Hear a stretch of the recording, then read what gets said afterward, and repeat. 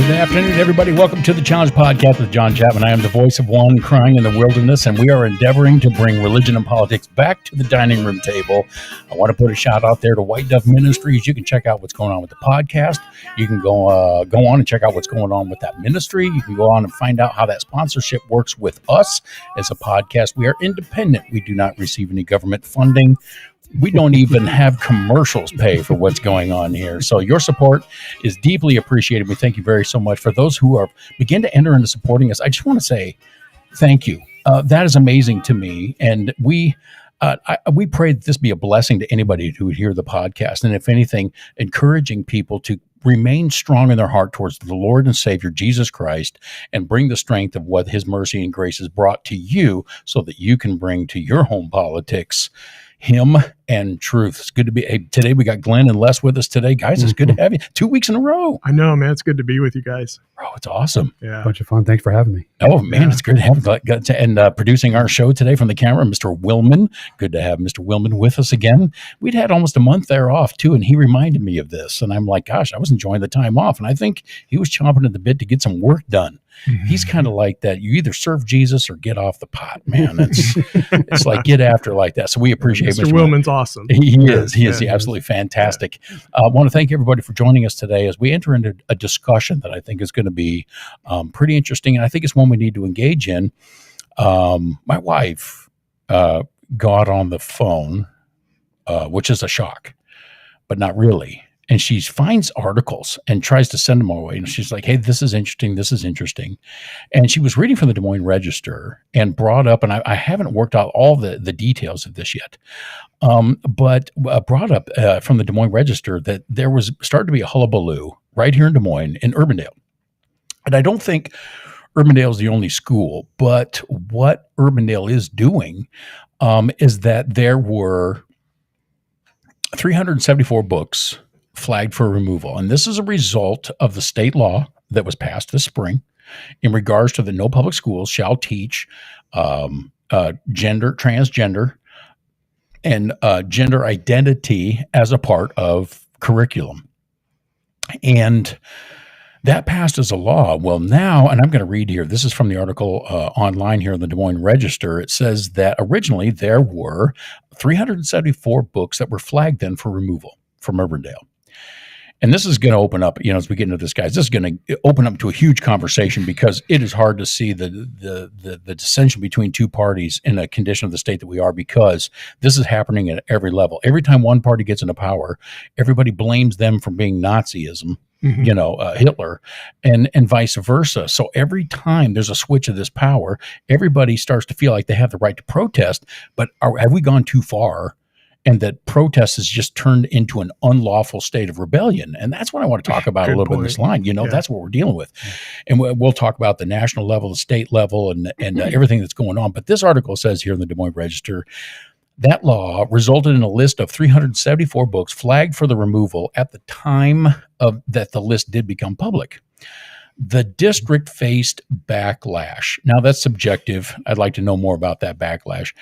And it says it reduced the list down to 64 books. Now, if I'm understanding this article correctly, based on the original law, there was originally found to be subjected to not be taught at the school 374 books because somebody raised a gripe, which we all have somewhat of a right to do. I'm not going to take that away from anybody.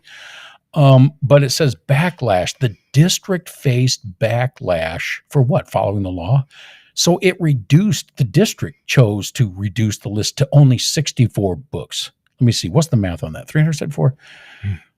That is 310 books that they decided to take off the list, that they said we can teach. So of the original 374, they're saying, no, we can't teach 310 of these books, and we're just going to remove 64. And they paused them from removing it from its libraries, classroom books, and reference guide identity and sexual orientation, which the district had originally interpreted as falling under the law. Urbandale's superintendent, Rosalia Daca, also issued an apology to staff families for anyone who felt marginalized. Board member Danielle Gutman said Monday the concerns such moves raised. I don't want my LGBTQ community being erased from our schools. So here we are. Law's been put in place, and now there's pushback against the law. What are we seeing here? How is this not just not paying attention to the law? Well, this is a distinct agenda, and it's been a distinct agenda in the public school arena for generations. But now that there's some laws in place going, wait a minute, this isn't really what the public schools were designed for, social programming. You're supposed to be teaching kids some basic things, how to read, write, how to do math, how to do the sciences, how to do some things like that. And if you're so stellar at that, maybe we can look at some other things along those lines. But it's a distinctly agendic move that says we're going to add our social flavor. We're going to push our religion into the public arena, and we're going to use your tax dollars to do it. And that's what the Des Moines schools are doing. That's what the Iowa schools, for sure, that's what Illinois is doing all day long. That's why I'm no longer a part of that state. But the thing that really makes me sick about it is they're not doing a good job of really getting the basics done for a lot of reasons. I'm not saying the teachers or even the Department of Education at all. But what I'm saying is the extra social activity, the pushing the religion on families and people using tax dollars is absolutely criminal. In my mind, we finally have a law to stem and said, no, this isn't for you to teach. This is not your business. This is parents' business to teach their own kids what they want their kids to know about social issues. So why is it now part of the school district? Why are they teaching it? That's my problem. Right. It's interesting. You mentioned the parents, and it's supposed to be a public school. Right. We call it the public school system, when in reality it's a government school because the parents, it's not open to the public. No. Right? It's not run by the public. The parents have little to do with it. It's not funded by the public. Is it? Well, who funds it? The public schools are supposed to be. I mean, every district is funding those from what the property tax. Typically, property tax funds the school system. Yeah. And it doesn't necessarily, and that means all property tax owners. It doesn't mean that you have kids going there. You may be retired. You may not have kids or any of that kind of stuff. But everybody's tax dollars are going to this. I think you're right, though. It's a government system. Yeah, it's definitely not compelled by the parents. No. It's definitely compelled by the government. And they do not want your input. Yeah. Yeah, it's not welcome. Not at all. Haven't you guys ever spoken at a school board meeting before where they welcomed it? They said, yep, we want to hear everything you have to say. Have either of you ever spoken at a school board before? No, I haven't spoken at one, no. I've been to a couple, but yeah. Yep, you and I have attended Des Moines together, didn't we? Yeah, we did. We went there, and we looked like odd ducks to them. I felt like... we were treated like odd ducks. we were treated like odd ducks. And unfortunately, I'm sure it's because of me, and not because of you. I'm sure it's because of me. That was the weirdest, bro, that was the weirdest exchange ever. When we went down there, I felt like, what, Des Moines, we're just tax-paying citizens. We want to come down here. Your children are still in school, and they were still wrapping that up, right? Yep. So we're going down to find out what's going on. He walks through the door, and the first thing, I'm not kidding, man. Go ahead. I know. Yeah, I remember. First thing you could tell is we weren't members of the club. Yep. Yeah. And people kind of stopped and just went. You could tell they were used to being together there. Yes. A big club. Yeah. Yes. Yeah. People with their name tags, and you could tell they're all talking, and people had never seen Les and I together. And I have to say this, I'm sure the first thing they thought is you guys are gay. Right. And then we'll let you in the club. Yeah. But they at they least didn't- liberal. Yeah. At least, right? At least. Now, it was the single weirdest situation I've ever been in where I walked in the room and I thought, why do we feel what we're feeling right now? And it's true. It was real obvious. Yeah. And there was a lady that literally approached us. And these were her words. They weren't, hey, welcome, glad you're a part of this political system. She said, hello, and what are you guys doing here? Yep. That's what she said. That was her welcome to us coming in there. Well, she meant it. I guarantee it. Oh, I know. Yeah. She meant it. Why were you there? Yeah. You better be part of the club. Otherwise, you're not supposed to be here. Yes. Yeah. And a part of that, when we were talking about, you talking about being a government thing, Les, when we got in there, and this kind of lays the ground for when we got in there, they went through agenda, and that's fine. I mean, we weren't a part of the agenda. We didn't look to be a part of the agenda. We just followed what the agenda was. They got it done. And what I saw happen was they gave a bunch of awards to teachers for being nice to kids. And then they said, we are closing this down and everybody's dismissed, because they had international students come in on a social status and make them their international food for the board. And everybody was invited, AKA required, to leave. That was the board meeting. Yeah. And I'm like, I had some comments. You had some comments on the way Is home. this what they do all the time, or is this just this time we just happened to? Right. But you could feel the social move. Yeah. When we walked in there. Yeah.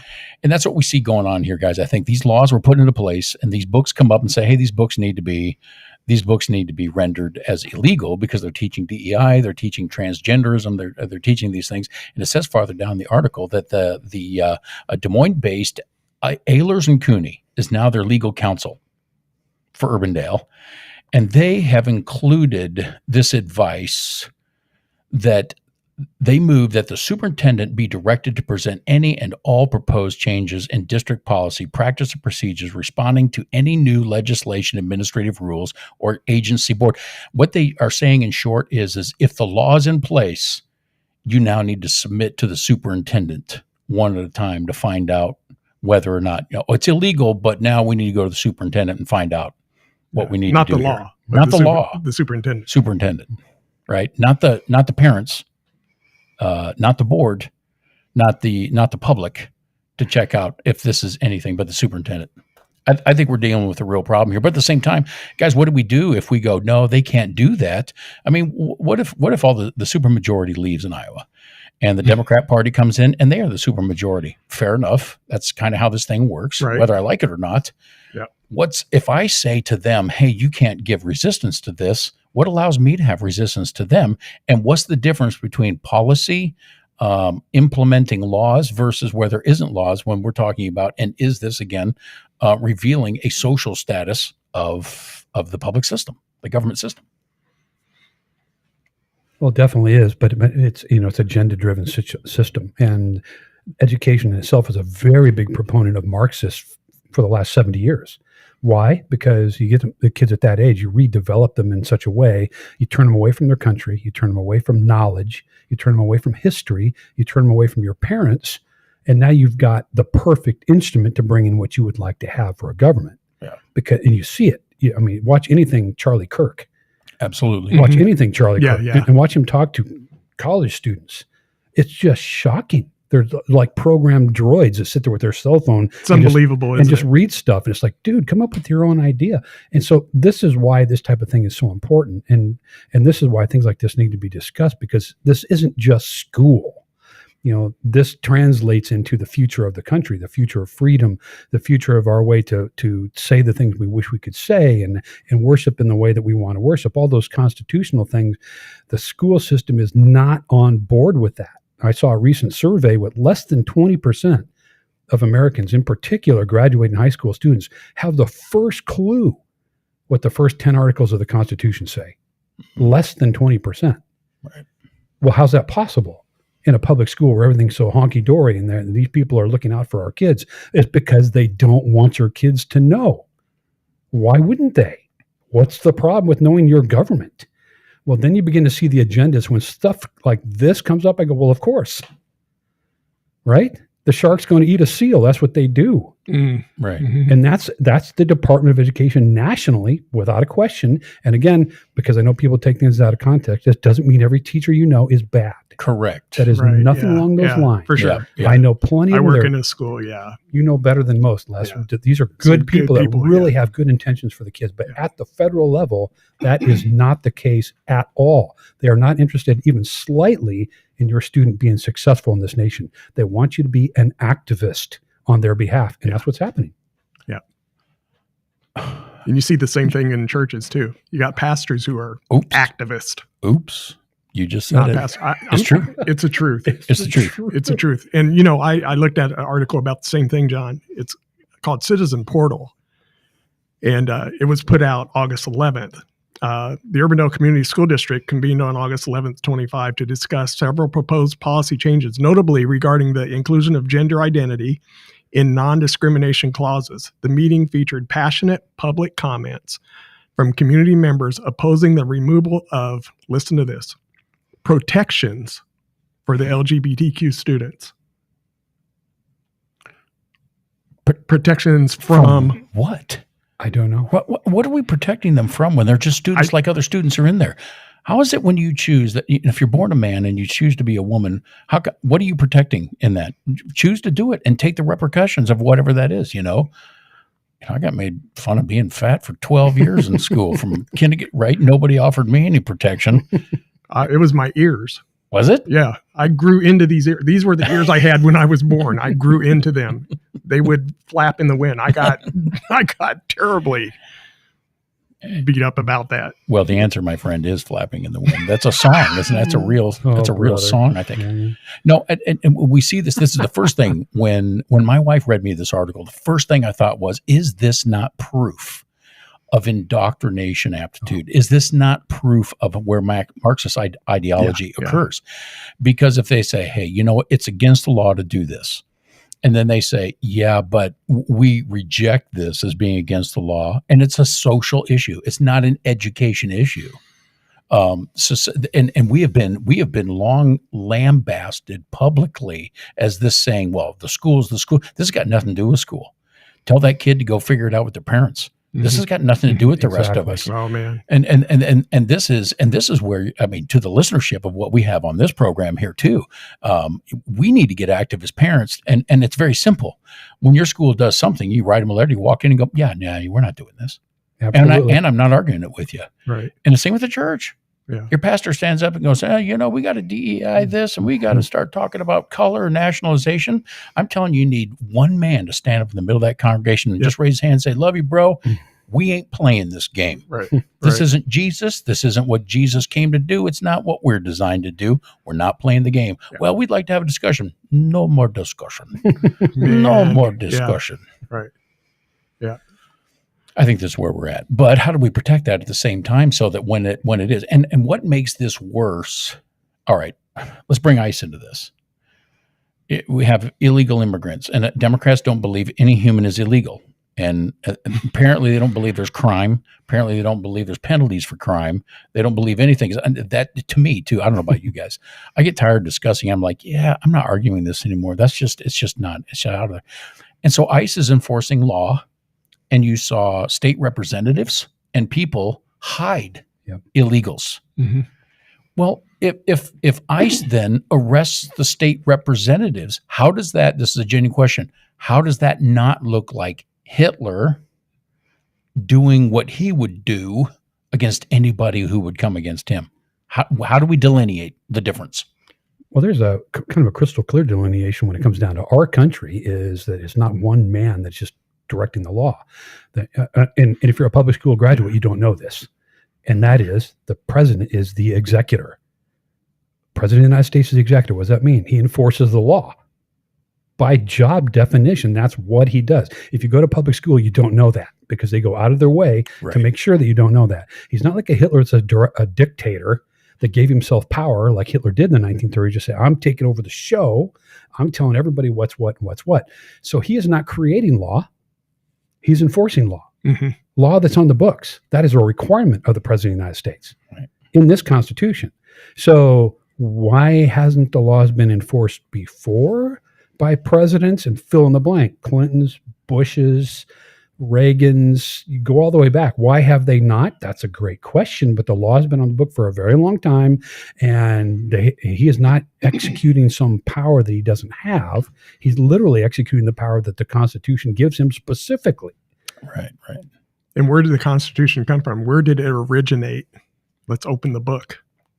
Exactly. Let's look for truth. Let's look for justice, biblical justice. Yes. People want no, they don't. You do not want justice. No, not biblical justice. You don't want that. No. Why not? Because it's painful. It leads to death. Because we're sinners. Yeah. Exactly right. We either want justice, which we don't, or we want mercy and grace.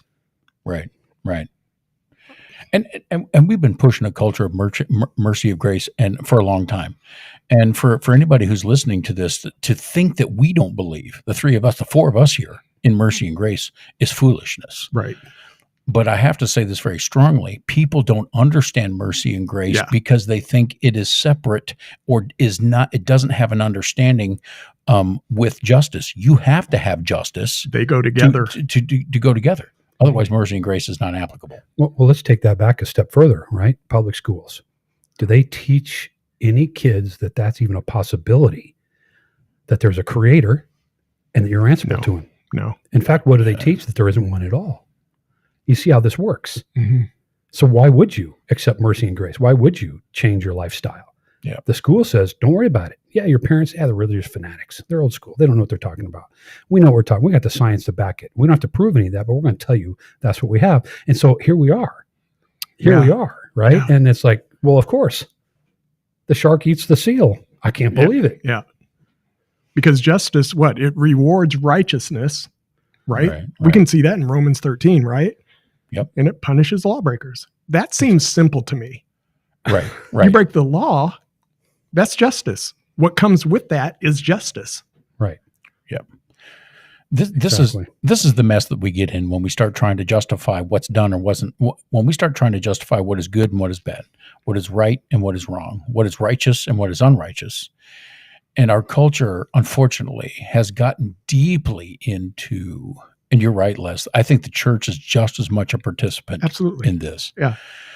Where we think the victory comes within churchgoers in whoever party you vote for. Mm-hmm. Instead of acknowledging the righteousness of God, the holiness of God, if that is not understood first and revered and feared, if God is not feared in his righteousness, then all the rest of this is purely academia. And I had a conversation with an individual not too long ago, and I just said, if the world's been around for a billion years, and we just think that people, the idea is people are really equal and they just need to do the equal tasks that they're able to do because everybody's just the same, just at different levels and everybody's equal.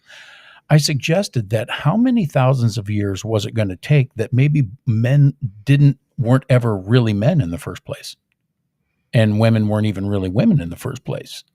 And so maybe 2,000 years from now, that'll just all switch again. I mean, if you believe in evolution, at what point will born males just become women? And what point will born women become males?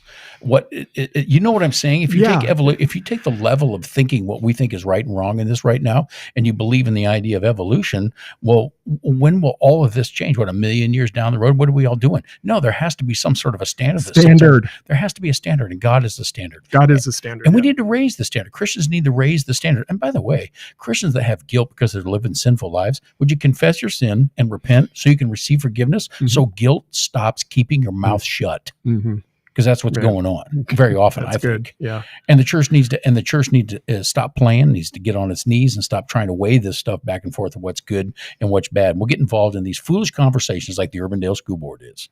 This is foolish. This is absolutely foolish. And it's a result of what we're looking at here. It's just a result of it altogether. If we're not going to follow the law, if we're not going to follow the Constitution, if we're not going to follow all this, are we over the edge? Can the public school systems be won back to a constitutional basis? I would say yes. I mean, the pendulum has swung pretty hard in this country in a lot of different directions over the last couple hundred years. So it's not impossible. It's not impossible, but the ingrained agenda is being exposed. Right. I would say that on a lot of levels. There's a lot of things I don't like about Trump, but a lot of the things that he's doing, just by simply just saying, hey, this is the law. Oh my goodness gracious, people are out of their minds. Right. So then you go, oh, I see what's going on. It's even more ingrained. It's worse than I thought it was. When we have people that are having a cow that, hey, listen, we're spending billions of dollars on this worthless project and the taxpayers are funding it. We can do what we want. And Elon Musk comes to town and says, no, you really can't spend billions of dollars any way you want. You have to be accountable. And they come unglued. They did, didn't they? We got billboards in Des Moines, Iowa, talking about this, how Elon Musk is taking everyone's life and throwing it down the toilet and all this stuff. And I'm going, oh man, it's much worse, much deeper than I thought that it was, when this is what people's real mindset is, instead of the financial crisis that's going to be upon us in a few years. Mhm. Yes, absolutely. Which is now, see, the Iowa Standard just reported we are at, what did I say earlier? Top of 37 trillion. Trillion, yeah. So now we're over that mark. And that doesn't include unfunded debt. Nope. No. Will you explain unfunded debt? What? I'm going to let him explain. Yeah. It's unfunded what we debt. owe.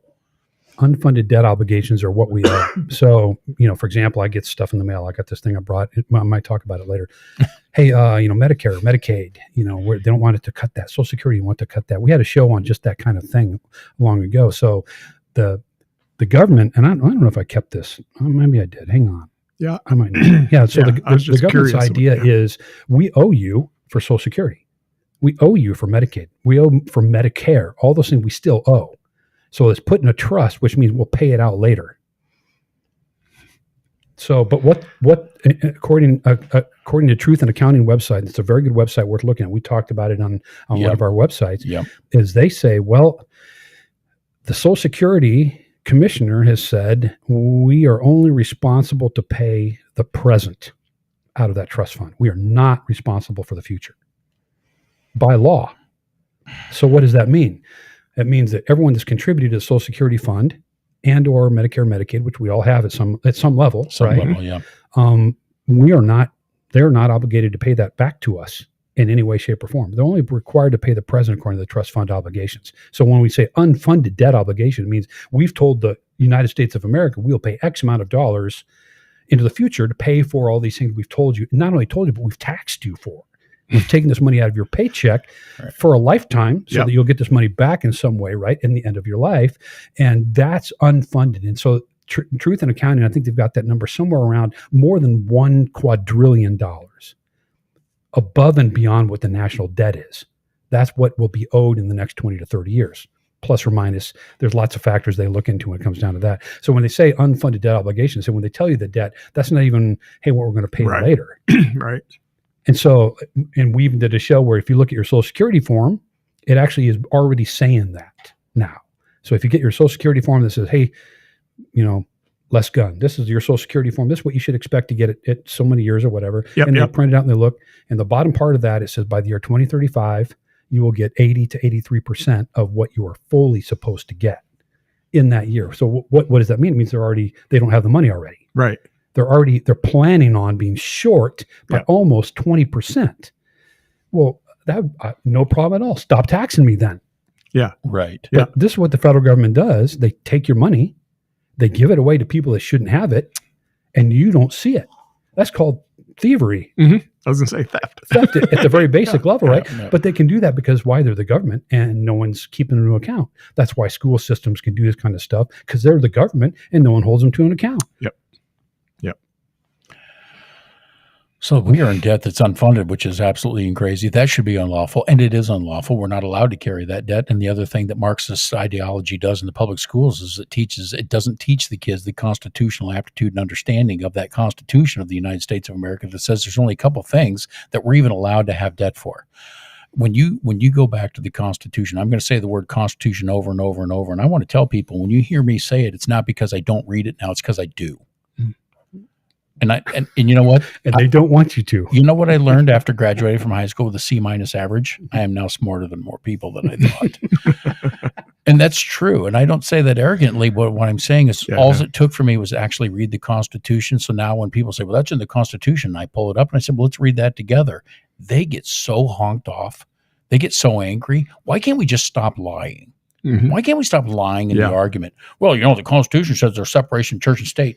Well, it doesn't. Yes, it does. Well, I read it and it doesn't. Where? Okay, let's read it together. I hate you. And what do? They leave Texas and fly to California, Massachusetts, Illinois, just like they're acting like they're representatives. They run because they don't have that understanding. And somehow, I don't know how to not tolerate it because we love these people. I want everybody to be saved, but we can't have government policies putting this in place and think the United States has one chance of standing on our feet again when people are just leaving the Constitution and that foundation. And what's the remedy for this? What are we going to do to try to call people to the table in these arguments? We got to have the discussion of religion and politics back at the dining room table. We need to stop having it at the polls, to be honest with you, and start having it, fathers, with your wives, fathers and wives with your children. And I'll tell you what, if you don't believe in a correct family, there's not a traditional family. There's the correct family. The only family. It is the only family, Right. you know. And when they started to teach, well, there's lots of different kinds of families. Like you could put a dog and a rat together and they'll make a human. No, there's a man, there's a woman, there's a family structure. And that's the right family. It's not traditional. It's the correct one. But if you don't have the correct one, I would challenge you to engage in the same conversation and see that you don't debunk your own theories.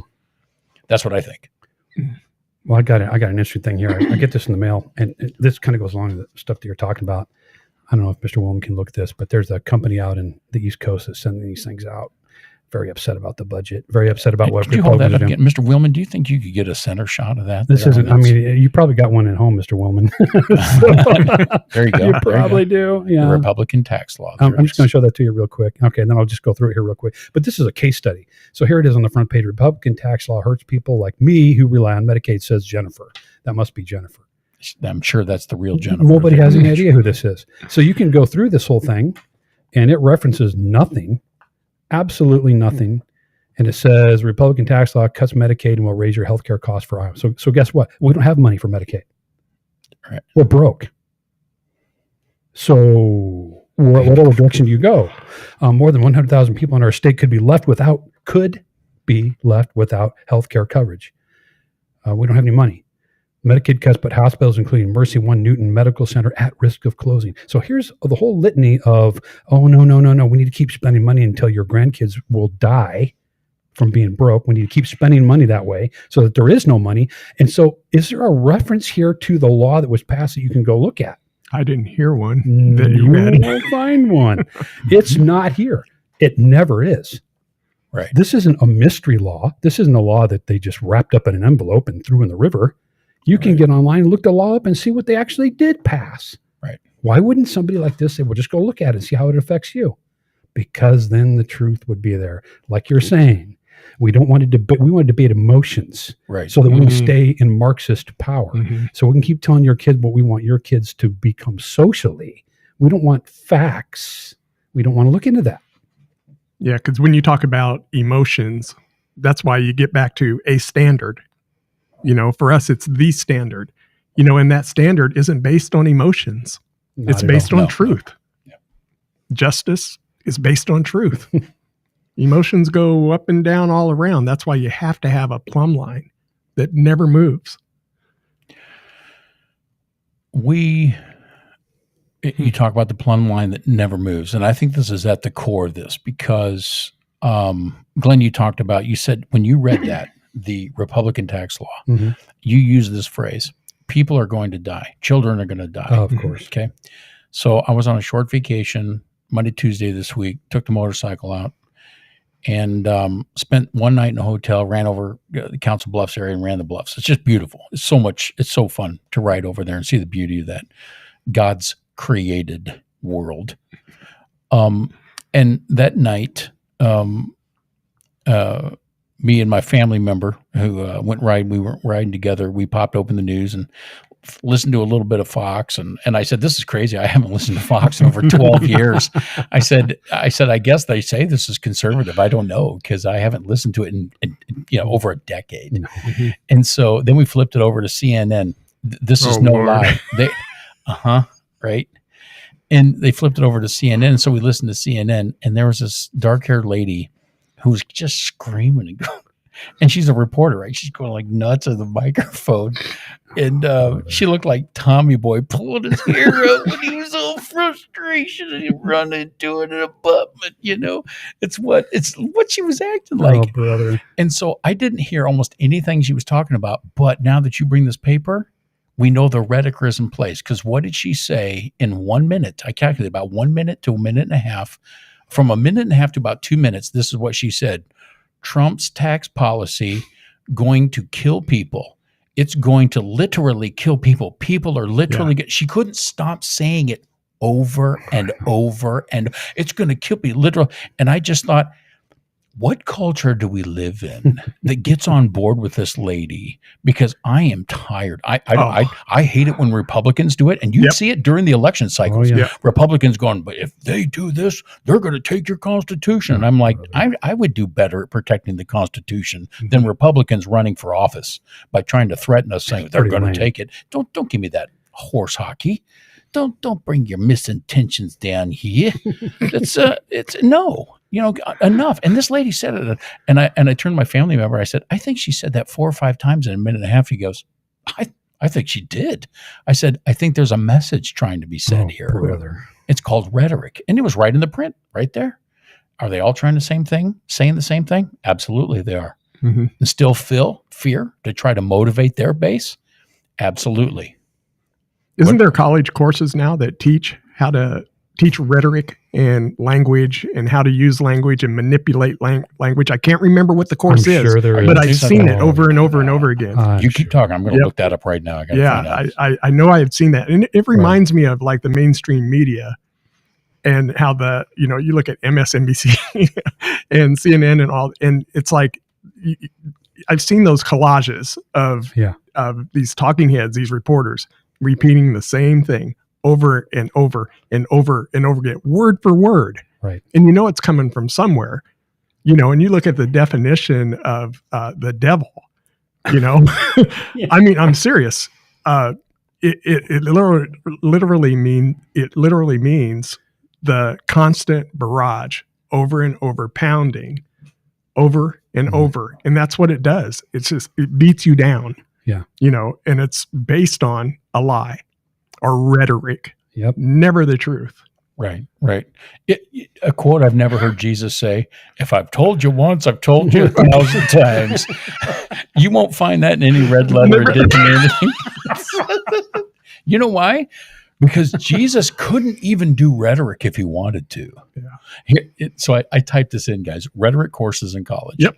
Harvard comes up. Looks like the University of Iowa has. No, we got to go down this road, right? Because this is what this is all about. It's about a message and the rhetoric that's going on. Same with ICE officials, arresting illegal people. So it seems that Democrats are going and saying, no, I'm going to protect illegality. And what happens? Their base gets all excited about this. What happens with a bunch of Democrats that leave Texas so they can leave the quorum? Now, there was a good outcome in this, but according to the article that I pulled up, they literally, if this doesn't display them.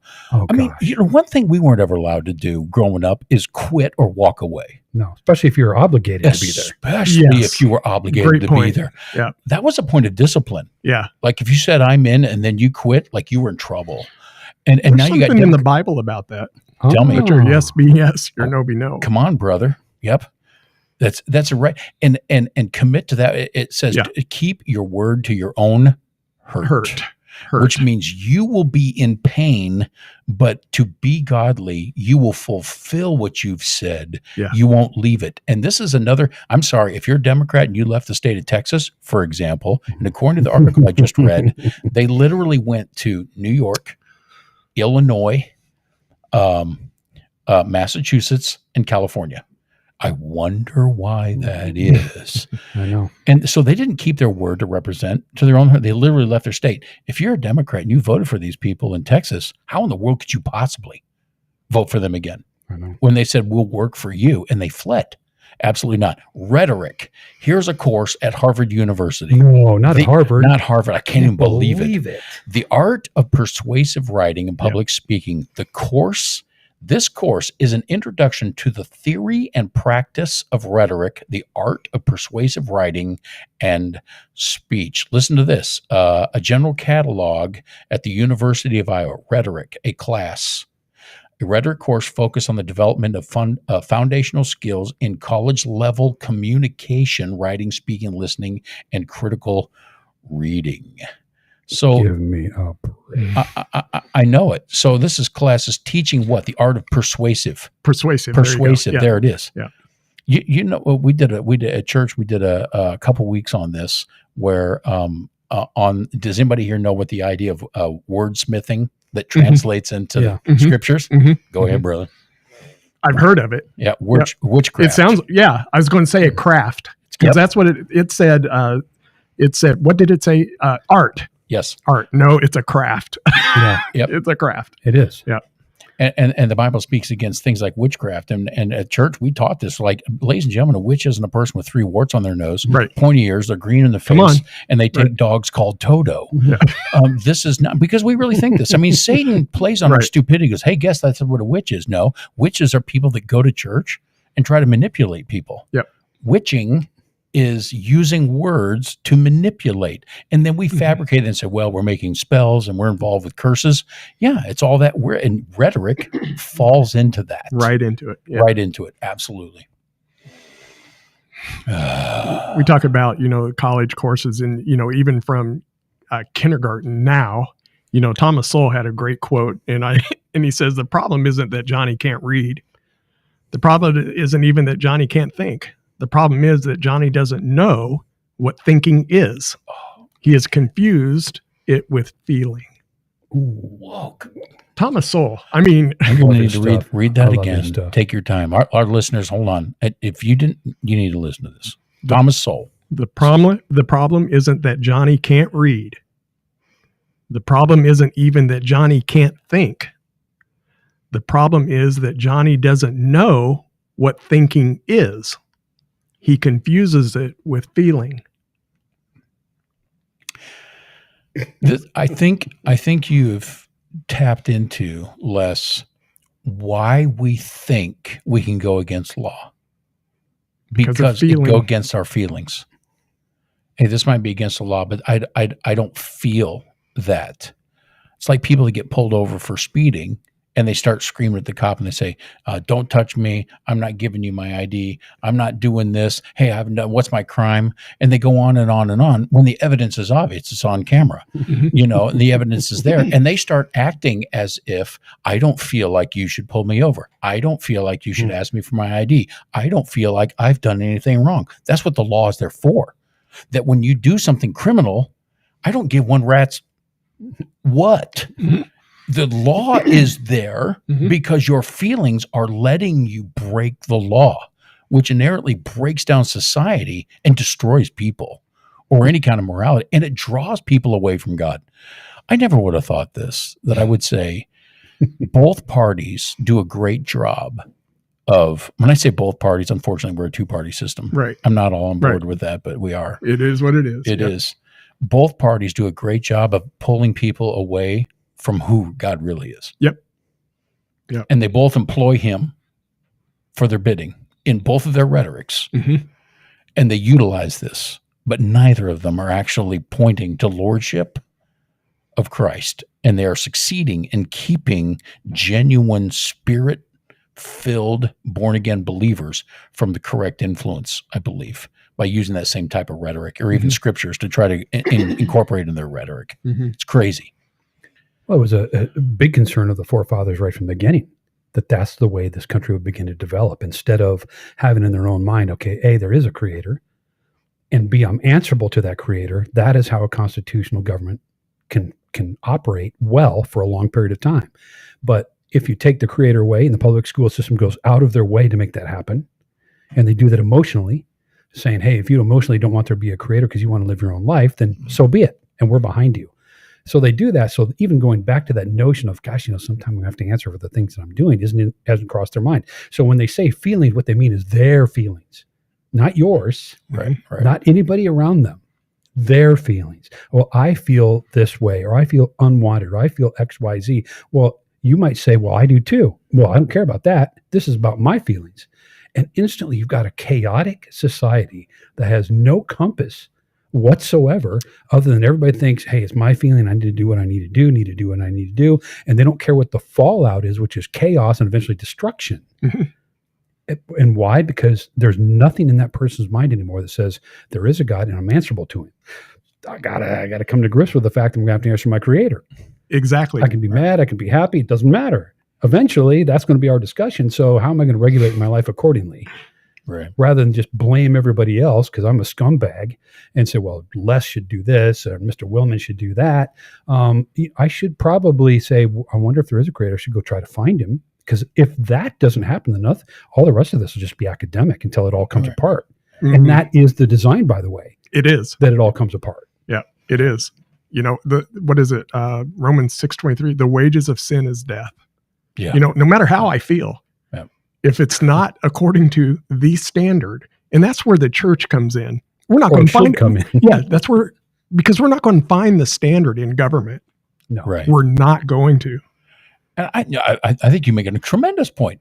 We're not going to find the standard in government, but we all keep looking to it as if that's where the standard will be. Yeah. And let me ask you guys this: the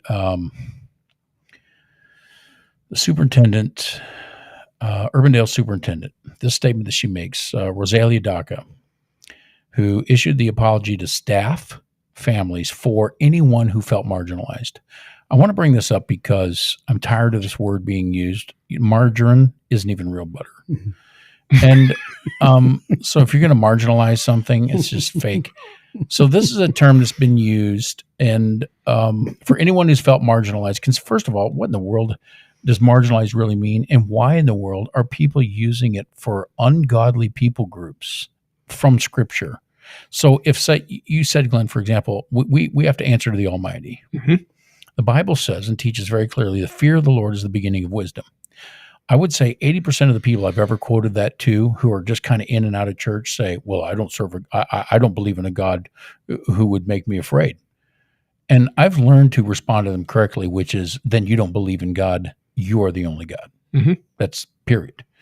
Because justice and righteousness does exist, and judgment. So people are beginning to employ the idea, well, gays are being marginalized, and Jesus would defend them because they are the marginalized group. Jesus came to defend the poor and the marginalized. This is a new fake scripture that's out there. It's like, show me. Yes. Mm-hmm. Show me in the red letters. And they work hard to say Jesus was all about the marginalized. And so here you have a party saying, well, Jesus would accept this. How would a believer argue against the idea that Jesus would defend a group that lives against God by their lifestyle? He wouldn't defend. He would love them, but he wouldn't. He wouldn't affirm them. No. He wouldn't affirm them. Yeah. Yeah. He wouldn't be on board with their activity. No, right. Just like he wasn't mine. I mean, my sexual sin was different than LGBTQ and many other sins, that he didn't affirm. No. Doesn't encourage you to go down that road. That doesn't mean he doesn't love you. Yeah, he absolutely loved me. Oh, absolutely. Loves me. And that's the Rubicon that a lot of these Marxists cross. Right. Well, you just don't like the community, therefore you mistreat them. Absolutely not. Where do you get that? Where does that come from? You don't mistreat anybody. If they've made their choice, I've made mine. I'll have to answer for my choice. But to say that God says what you're doing is just fine, don't worry about it. You go to Him and see where you can find that. And again, here's another thing that they never push. It's in the book. Go read the book. Yeah. I'm not saying be like me. That's the last thing you want to do. Nobody's saying that. And I'm not saying treat any of these people poorly. Right. Jesus never taught that. Yeah. No, you just go beat up that guy because you don't like him. No. You'll answer to God for that sin. Big time. Absolutely. Yeah, you absolutely will. Yeah. That's not in the doctrine. But to come up to that person and say, oh yeah, God said, do whatever you want. There's one scripture that always comes up in any kind of conversation about this. Love your neighbor as yourself. Right. Yep. And they interpret that to mean support your neighbor in whatever they do. Affirm whatever they do. Right. Change the scripture whatever way you need to say what they want to hear. And we'll let God take care of the rest. That's what I hear. We just love them and let God take care of the rest. Yep. If you really love them, you will explain to them, you would plead with them to repent. Because that's what Jesus said, repent. Yep. And be saved. Go and sin no more. Go and sin no more. It sounds to me that our version of discipling in the church is simply making people inept and lazy to defend what love really is. And so instead of engaging in when you say, well, we just need to love them and let God take care of it. And it sounds to me like we've turned into a culture that just says we just need to back off and do nothing. And when you, I mean, whoever can adopt a concept of, yep, my life is just about smiling and saying God exists and doing nothing. Or whatever I want to do. Or whatever Yeah. I want to do is Yeah. what that's boiling down to. And the church is preaching that. Whatever you want to do, they say, hey, just love and grace. That's just whatever you want to do. And we're not defining love for what it is. Right. And when you look at the scriptures, you see what love does. Church isn't doing that today. The church isn't teaching righteousness. They're not teaching repentance. And Jesus taught both. Mhm. They're not teaching confession. They're not teaching church discipline. And Jesus teaches this. He teaches all of this. The church isn't teaching this. Right. And we slap the big, well, our only job is to love. I'm sorry, is love that small of a job? That's our only job? Maybe, Jesus isn't violent. oh, Jesus doesn't harm people. yeah. Okay. So here's a marginalized group for you. And I'm surprised it even came up in the way that it did. Global Christian Relief, 7 shocking statistics on Christian persecution. And here's a group of people isn't looked at too often. By design. Mm-hmm. By their definition of persecution, 1.34 million Christians face high levels of persecution. By the definition of the House of Commons Library, religious persecution on the World Watch list, Christians killed for standing for their faith, 5,621. Wasn't there a In bunch 23. recently? There was Okay. a bunch recently. Yep. And nobody's talking about that. Right. But you've got liberal parties going, you know what? If we don't teach DEI, homosexuals and LGBTQs, they're literally going to die. They're literally going to get killed. They're literally going to, I'm just tired. I'm tired of the lie. There is no statistic that states anywhere near the numbers of the level of Christians that get killed and murdered in this world by comparison to somebody going, oh, so-and-so made fun of me and hit me. Come on. It gets old after a while. But are we seeing overreach? Is law protecting this from being overreach, where we see ICE enforce law, where hopefully I'm going to be curious to see what Governor Kim Reynolds is going to do. I was just going to ask you about that because I think I read where she's maybe going to bring in the National Guard to Des Moines. Did you read something about that? I saw that she was putting an expectancy on that, but what was that for the National That's Guard? what I don't know. I Illegals? maybe It could be, yeah. Mhm. I think it was. Because it seemed like in the same article, what's going on where it's happening elsewhere, it appears to me that the people are wanting protection. When you hear from the people versus what you hear from the government, Right. or from the local government is like polar opposite. Yeah. It'd be like going into Stalin's, starving grounds in Russia where all the farmers are dying of starvation and going, having a report saying, what do you think about communism? And then going to Moscow and talking with Stalin, what do you think? Oh, it's the greatest thing since canned corn. This is the best thing that's ever happened. But you are the people that's being affected by it. Thank you.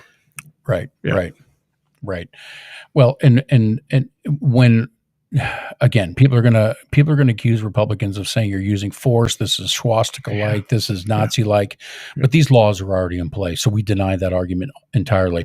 Here's an article from in regards to Governor Abbott and his response to what had gone on when the Democrats left. I'm going to bring this up because, again, none of us would agree that all of us. I think the four of us here. I hope so. I would have to ask to Willman. I don't know if he'd nod his head on this or not. I think you would. That there is such thing as a potential of danger at the federal level or state level of overreach of government, and that's a broad statement. That the potential is there for Definitely there to be a real overreach one. or abuse of power. Absolutely. Abuse of power. Okay. Yeah. Big head nods going on. I wish we could have all 3 cameras going. We'd all be bobbling our heads. Without a doubt. Right. Bobbleheads. Well, this is interesting because to think that this kind of drastic activity has to happen is pretty wild. Governor Greg Abbott on Tuesday, this was prior to the Democrats having to return. Okay. So this is behind the ball. This is back when they first left. Governor Greg Abbott on Tuesday asked the Texas Supreme Court to remove Houston Representative Gene Wu. chair of the House Democratic Caucus from office. An unprecedented escalation in Republicans' efforts to resume business in the legislature and advance new congressional maps. So the governor asks the Supreme Court to take an elected official out of office. For dereliction of duty. Is that what it was? Of duty. Yeah, absolutely. Mm-hmm. We don't see this often. People are going to right. People are going to see this and go, "Oh my gosh, that's it. That's Nazi power right there." They just read, but there has to be a place for this. Yep. Otherwise, there can't be justice. Nope. Right. So dereliction of duty. What is that by description? Well, they're by supposed definition? to be there to uphold particularly as an elected official, where you're held to a higher standard. This is the job you must fulfill as that official. You must fulfill that. This is your obligatory job, and this is why the country for so long doesn't enforce any of this stuff.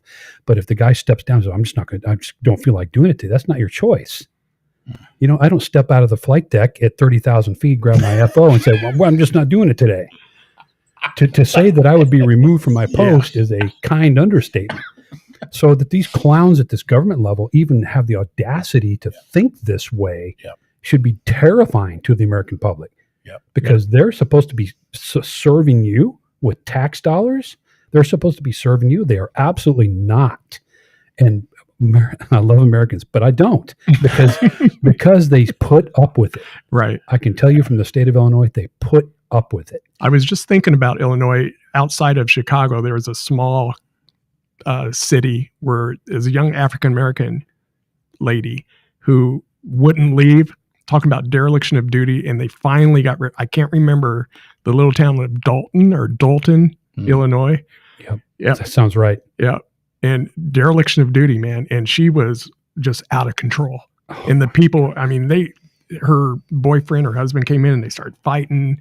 You know, it was crazy. How would that work for you, right? If you had a federal official in your home, I'm just going to fight you now. No, you'd go to jail. Oh my gosh. Right now. Yeah. But these people seem to be immune to it. I just don't. I don't get it. I don't get it.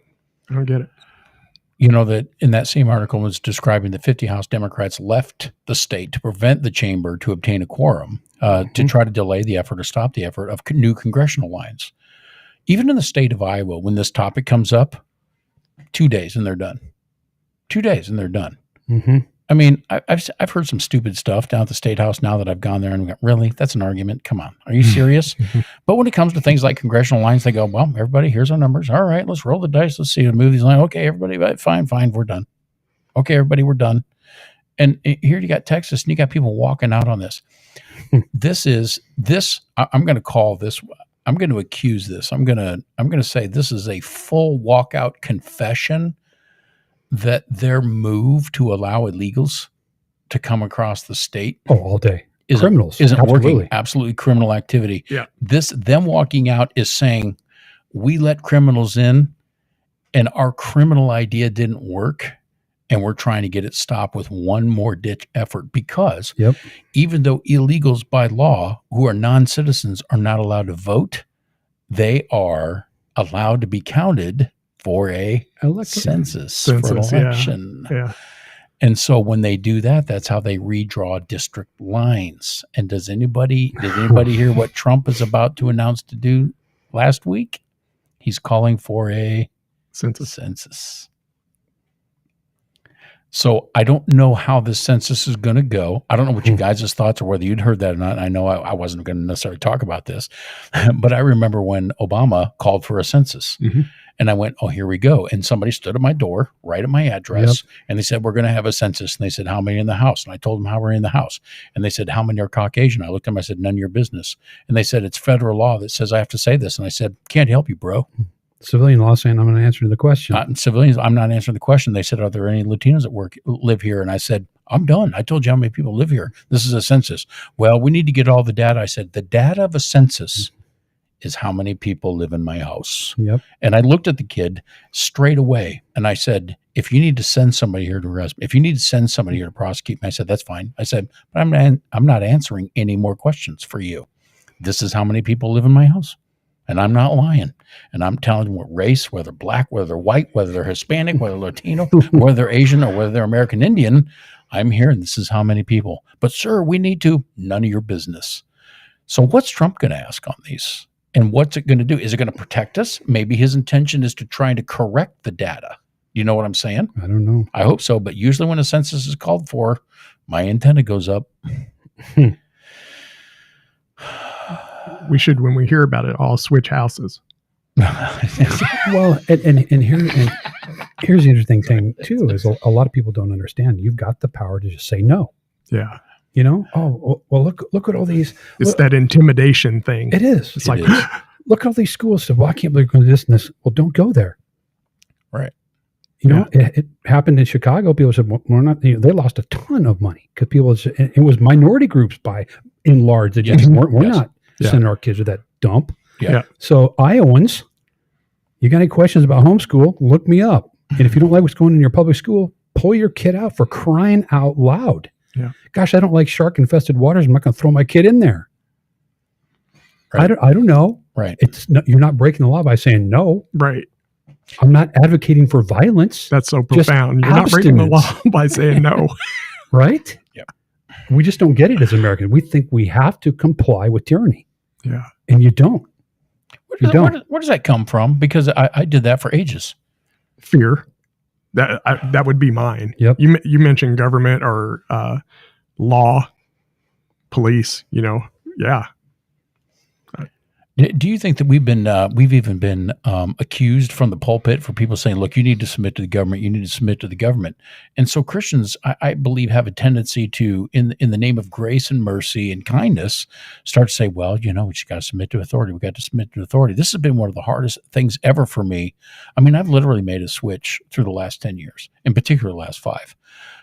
Here's the Christian I used to be, and this is what I used to believe my role and responsibility is. Yep, I'm not changing that. I agree with that, but I'm putting something in addition to the role that I have now as a Christian, as a believer. When I say Christian, I don't mean religious bull crud. I'm talking about I've been saved by the blood of the Lamb of Jesus Christ, and I'm not talking about some denominational hoo-ha that's trying to follow some precedent. And by the way, most of the denominations are doing just that. And even if they're Pentecostal, right? I got to pick on them too. Even if they're Pentecostal denominations, the Catholics, the Lutherans, the Methodists, you let me know if I haven't hit you over the head before this thing's done. The Baptists, you see them all do it.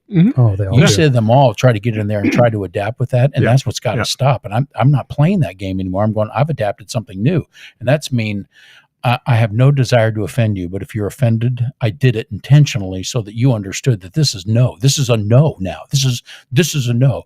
Yeah. Well, we got to act in kindness. I will kindly kick your can if you come in here and try to do anything with my family, my kids, or spew these kind of lies that are going on, because Christ who lives inside of me says no to the devil. And when the devil's governing you and you're trying to tell me yes, I'm saying no. And it's a different. We were having this conversation with someone the other day, and I said, "Well, you know what? I'm a new kind of Christian." And my wife goes, "He is. He's changed." She literally said, "He is. He's flopped." So when we first got married, I told my wife, I said, I don't know what to do when somebody attacks us. I said, I'll run and go get the cops. I said, but you take them on. I said, but I'm sure the love of Jesus is going to take care of it all. My position has changed. It's a little different now. And if that guy shows up, he's going to meet a new kind of pastor. And the article is going to read, man gets waylaid by pastor. And that's my new position. I'm standing on it, at least for now. So I ain't mad at you. Right? That's right. And it's not even, hey, we're going to go look for the law and disregard the law. It's not at all. Yeah. Not at all. Yeah. But we complain, we ought this, that, and the other. Just don't go. Yeah. Just say no. Just say no. Yeah. Your kids will thank you later for it. They can have their fight all by themselves over there. Don't need to be a part of it. I got different aspirations for my kids, different aspirations for my community. Yes. That's not the direction we're going. And John, I hear you saying you're going to be led by the Holy Spirit. I do. I absolutely do. Yes. With the way the things are going in the government, absolutely. You have to. Yeah. Yeah, you do. And I do agree with praying for our leaders. Absolutely. And mandate. It is a mandate of the scriptures. And when I say these things about the Republicans and the Democrats and all parties involved and all these kinds of things, one of the things that I carry with this is a deep weight of understanding leadership. And I think most men should sense this. Fathers should sense this. We understand this, that if you lead a family, at least you have a compassion to go, man, it's not fun to lead. Even if I be disagree hard. with you if I disagree with you entirely, just because I call you a jerk, an idiot, or stupid, doesn't mean I don't have the deepest respect that you're in a position of leading. You know what? It is unfun. Yeah. It is absolutely unfun, and you are on an unbearable weight. I get that. Yep. But that's why I think we need to see it at the government level. We need to see it at the Iowa level. We need to see the Republicans do it. I'm going to keep calling for this. I'm going to keep calling for repentance. And if you're in power as Republicans, then you need to show us what repentance is to the Lord. You need to start calling on the name of the Lord, and you need to stand up. Don't let the citizens come in and do the worship. Don't let the citizens come in and do the repenting. That's we're doing that. You know, there's a few churches calling for that. There's a few ministries calling for that. I meet a lot of individual men who do this in their lives and say, look, we need to be right with God, because that's actually going to happen. But if you're going to be an elected official and say, hey, thank you, all you peons, for repenting on our behalf, I got news for you. You get on your knees, just like when, believe it or not, Benjamin Franklin, when they came to an impasse in regards to the Constitution, and he said, I do pray tell that we must stop and appeal to God in heaven. Yeah. That without him, if we do not turn to him now, and thus that inaugurated the idea of prayer before every Senate session, is when he said, we will get nothing done. And you know what they all did? They all stopped and prayed together, and they asked God for guidance, the sovereign, to lead us in these decisions. And they had that bad boy wrapped up in a couple of days. But they'd spent weeks debating this. We want to see governors, Senate representatives, Republicans and Democrats say, I want to hear them say, I believe in Jesus, and I want to see you drop to your knees and watch God be merciful to you, and he will use you, and he will strengthen you, and truth will come to you. That's what I want to see. That way we can understand that the power overlap and all these things that are going on, that we see going on, be it in the Des Moines schools, Urbandale in this particular case that we picked on, what's going on with ICE. It's going to be the citizens that say no, and it's going to be us that go to the government and say, it's time for you to stop doing what you're doing. We don't believe in overreach, but we do believe in law. And if it's law that we don't like, then you have to work to getting it changed in the Senate. And you got to stop pretending like law doesn't exist and making up rhetoric like the Republican tax law with this lady that we think her name is Jenny or something. Jennifer. I don't know. Some fictitious character. Stop it, folks. You know, you're smarter than that. I believe this. Even my worst enemy in politics, I would say, look, you're smarter than this. If we all stop and start just going, wait a minute, I just want to read this. I'm happy to let you still believe what you want to believe or whatever. But let's not use rhetoric as an argument point. And let's certainly not use the way we feel as the point of whether or not law is valid or not. And I think that's the problem we're having. We gotta overcome that. How do we overcome that, guys? How do we overcome that as family men, families, government officials? How do we overcome those things? Stop pulling in the rhetoric and letting feelings guide us. Man, I can't remember who it was that I had heard, but it starts with us first as men individually, and the influence we have over our families, and our families over our neighborhoods over our communities, our communities over our cities over our state, but it starts with one man. Yep. I got nothing to add. That's exactly right. I mean, yeah. That's exactly right. One man through one man, right? It is the one man. The one man. Yeah. That's the one guy you can change. And then, John, that brings up, it's like, okay, we know as believers, how do we convey that? You talked about the citizenry, and within that, then you have the believers. When the believers are split apart, you know what I mean? It has to start, if the believers can come together under the word of God, the word of truth, but that's divided. It sure is. It is. And I've mentioned this to you before. It's like, okay, there are many lost people. The harvest is ripe, right? There are lost people. And I have a deep love for the lost. We all do. Yeah. But I have a real concern for the church. It's almost just as bad. I know. Yeah. As being lost. It is. Coming to Christ is different than coming to the idea of Christ. Yeah. Coming to Christ is different than coming what you or I think about Christ. It's coming to or the what we person, feel. or what we feel. And to emphasize this, we need to come to the living person of Christ. Mhm. And for some people may not quite understand what that concept is, and I'm not taking anything from them. Right. That it means you're talking to a person who's alive in the Spirit of God, and Jesus said He would never leave us nor forsake us. So we don't have to discuss what we think He would do. We need to come to the person and find out. And I think we have a society, and I think we have a church community that no longer understands that God's Spirit who will commune with you in fellowship around truth. That if you love truth, the Holy Spirit, you're going to start to sense Him. He's going to start to breathe things in you. He's going to begin to bring understanding. It's not because you're coming to your ideas. It's because you're coming to the person. Yes. And we have to come to the person, right? Jesus is not an academic. Being a Christian is not being an academic. Right. It's coming to the person of, and that just has to be done. It has to be done, and we need to do it. Absolutely no question there, I think, anyway. Guys, I want to thank you for joining me today. This has been another tremendous conversation. To find out more about what's going on with the podcast, what's going on with the ministries, whitedoveministries.net. Actually, let's mention it. Part of the men's group that operates out of White Dove Ministries, it's called One Man. It's not us. It's not even me, and it's not men coming together. It's Jesus Christ. Because it was the one man, Adam, who fell and disobeyed and brought sin into the world. It is by the one man, Jesus Christ, in which we can find our redemption. At the point that we determine it is this man, that one man, Jesus Christ, in which our redemption is held, and where our washing comes, and where holiness is found, then we can begin to participate in government, family, positionally in everything, and have the understanding of the Creator. Guys, I love you. Thanks for joining us. Yeah. Big shout out to Mr. Willman for again running Thank the you, Mr. cameras, Willman. keeping the audio going. This guy's out of this world. Thank you, brother, for being with us.